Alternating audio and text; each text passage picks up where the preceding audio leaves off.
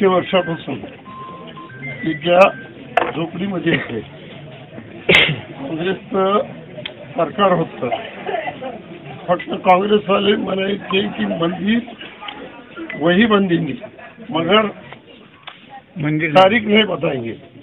पण नरेंद्र मोदी साहेब या देशाचे पंतप्रधान झाले आणि त्यांनी जाहीर केलं मंदिरही बांधू आणि तारीखही सांगू।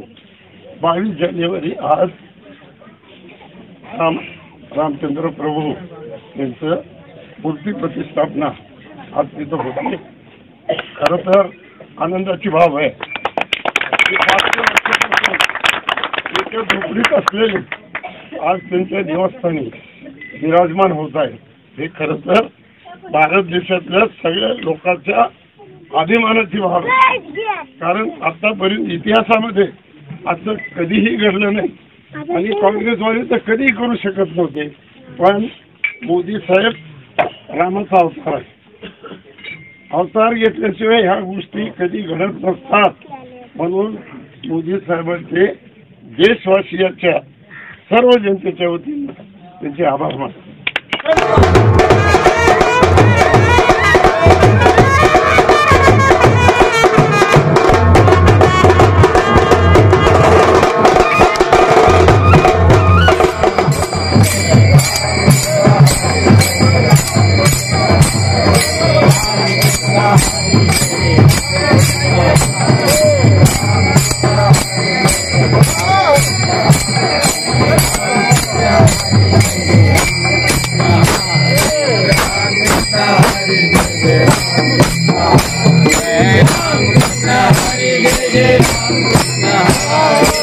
तुम्ही बघताय माझ्यासोबत नांदुरा बुद्रुक येथील या गावच्या नागरिकांमध्ये जो हर्ष उल्हास निर्माण झालेला आहे तो आज दिवस आहे प्रभू रामचंद्रांच्या प्राणप्रतिष्ठेचा। आणि अयोध्येमध्ये जरी ते प्राणप्रतिष्ठा होत असली तरी खेडेगावामध्ये मात्र कसा आनंद या ठिकाणी व्यक्त केला जात आहे। माझ्यासोबत काही नांदुरा बुद्रुक येथील ग्रामस्थ आहेत, आपण त्यांच्याकडे जाऊया। व्यंकटरावजी पडिले माझ्यासोबत आहेत, आपण त्यांच्याकडे जाणार आहोत। रामचंद्र प्रभू गेल्या 500 वर्षापासून प्रगट नाहीत। अयोध्येमध्ये बाबरी मशीदीच्या निमित्तानं रामचंद्र प्रभू भक्ताच्या दर्शनासाठी कधीच घडलेले नाहीत। आणि अटल बिहारी वाजपेयीच्या 1990ला जेव्हा अडवाणीने रथयात्रा काढली, या काँग्रेसवाल्यांनी त्यांचा रथ अडवला। अटल बिहारी वाजपेयींनी भूमिका घेतली, कल्याण सिंगनी भूमिका घेतली मंदिर बांधण्याचा। तेव्हापासून मी आज कोर्टामध्ये निकाल लागलेला नाही।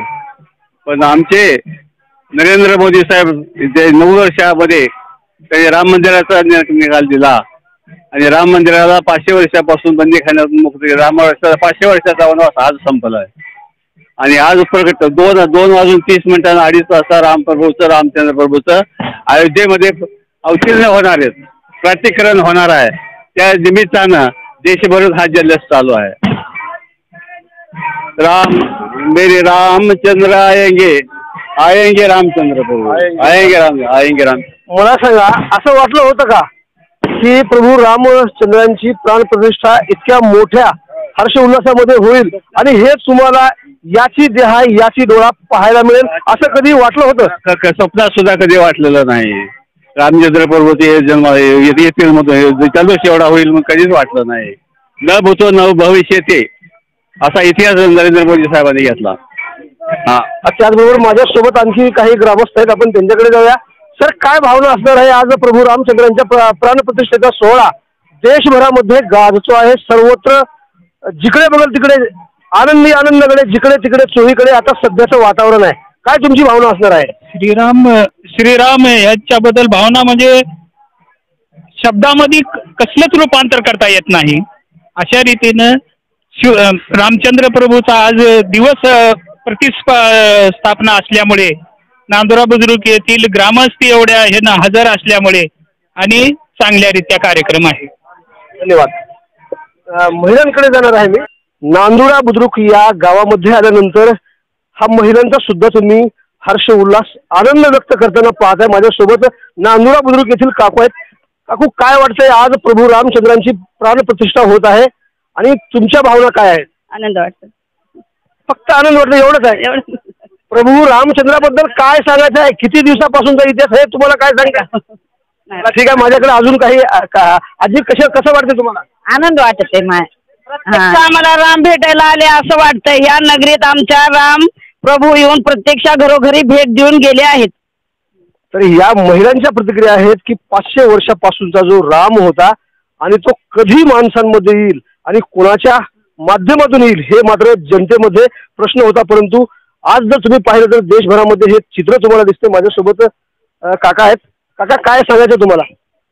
राम बऱ्याच दिवसापासून 500 वर्ष झालं आज नजरी पडले राम आम्हाला. आनंद झाला. आणखी काही महिलांकडे जाण्याचा मी प्रयत्न करणार आहे. मी इथल्या माणसांना बोलतं करण्याचा प्रयत्न करणार आहे. काकू, तुम्ही समोर या, जायचं नाही. तुम्हाला सगळा महाराष्ट्र बघणार आहे. आज तुम्हाला सगळा महाराष्ट्र बघणार आहे. तुम्ही आज प्रभू रामचंद्रांच्या या रथयात्रेमध्ये सामील झालात.